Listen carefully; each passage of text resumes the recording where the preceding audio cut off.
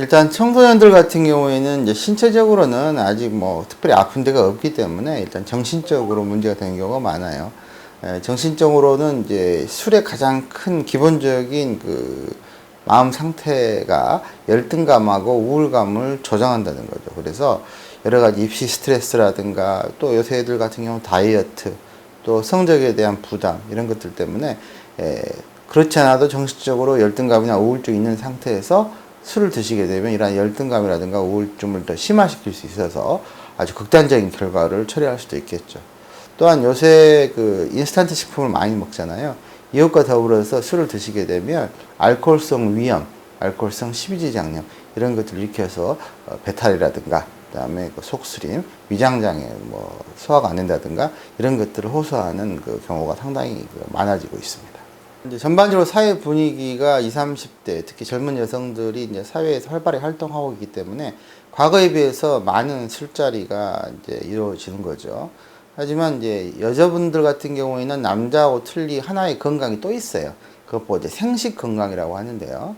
생식 건강이라는 건 뭐냐면 이제 생리를 하게 되고 또 생리를 함으로써 이제 임신을 할 수가 있고 임신을 하면 분만을 하는 건데 이 술 자체가 이러한 생식 건강에 큰 영향을 끼칩니다.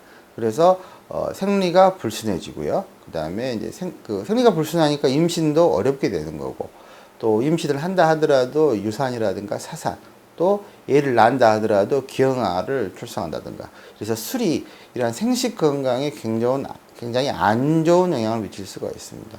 또한 그 10대와 마찬가지로 20, 30대도 알코올성 위염이라든가 또 췌장염 이런 것들을 많이 일으킬 수가 있고요. 가장 문제가 되는 것은 이제 그 여성분들 같은 경우에는 생리 전에 상당히 이제 우울증이라든가 이런 거 심화되는데 이 생리 전에 술을 드시게 되면 이런 우울증을 더 조장시킬 수가 있고요.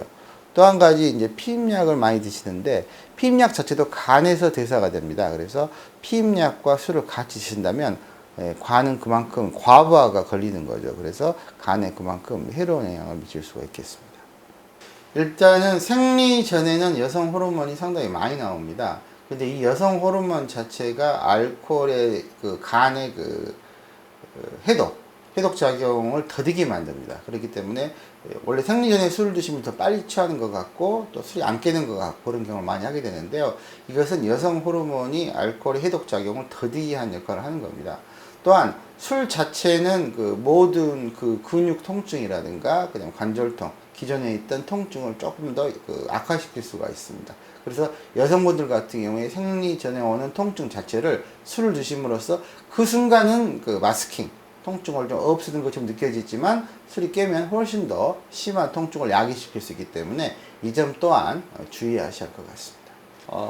일종의 마스킹 효과죠. 술을 드시면은 그 본인이 통증을 인정하지 못하는 통증이 없는 것처럼 느껴질 수가 있는데 그건 그 술을 마실 때 취해서 그 통각의 그 감각이 약화돼서 그런 것이지 술을 깨면 그 통증이 훨씬 더 심하게 올 수 있기 때문에 되도록이면은 생리 때는 술을 안 드시는 게 중요하다고 할 수 있겠습니다. 여성 호르몬 자체가 알코올의 분해 속도를 더디게 만들기 때문에 생리 전에 그 많은 양의 그 여성 호르몬이 나올 때 술을 드시게 된다면 그만큼 똑같은 양의 알코올을 섭취하셨을 때 알코올이 더 늦게 분해가 되고 이 더 늦게 분해해서 생성되는 아세트알데히드가 혈관을 타고 돌아다니기 때문에 여러 가지 건강에 악영향을 미칠 수 있는 거죠. 20, 30대는 이제 사회적 분위기 때문에 술을 많이 드신 경우가 많지만 40, 50대 같은 경우에는 이제 본인의 문제라든가 집안의 문제 이런 것 때문에 술을 드시는 경우가 많습니다. 특히 여성의 음주는 아직 그 남성의 음주에 비해서 아직 그 숨기고 싶은 그러한 그 양상을 보이고 있기 때문에 키친 드링크, 부엌에 숨어서 혼자 술을 드신다든가 아니면 술을 감춰놓고 드신다든가 이런 경우가 상당히 많습니다. 똑같이 생식 건강에도 영향을 미친과 동시에 나이가 드시감으로써 이제 오는 그 폐경에 의한 골다공증이 올 수가 있는데요. 술 자체가 이러한 골다공증을 훨씬 더 악화시킬 수가 있습니다. 이러한 영양 부족이라든가 빈혈 이런 것들 또한 그 술과 관련된 증상이고요.